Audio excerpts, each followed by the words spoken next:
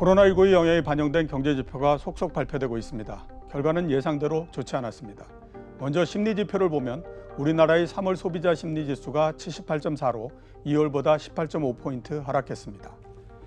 글로벌 금융위기 여파가 컸던 지난 2009년 3월 72.8 이후 가장 낮은 수치입니다. 하락폭도 조사가 시작된 2008년 7월 이후 최대였습니다.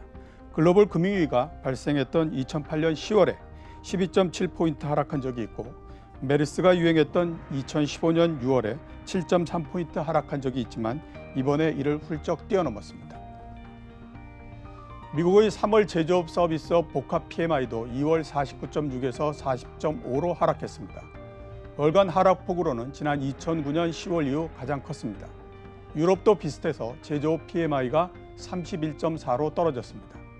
이는 지난 2월 51.6에 비해 급락한 수치로 전문가의 예상치 38.8에 훨씬 못 미쳤습니다. 가장 눈길을 끈 건 미국의 신규 실업 신청자 수입니다. 3월 3주차에 328만 건으로 시장 예상치 170만 건을 크게 웃돌았습니다.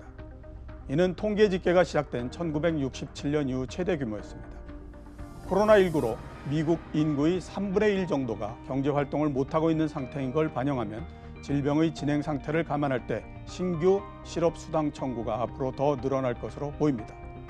이 수치가 그대로 실업으로 연결되는 건 아니지만 당분간 고용 사정이 만만치 않을 걸로 보입니다.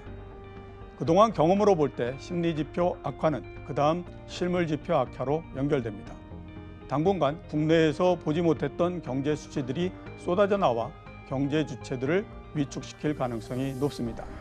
시장이 경기와 기업 실적 둔화를 당연한 걸로 여기고 있는 만큼 다행히 주가에 주는 충격은 크지 않을 걸로 보입니다.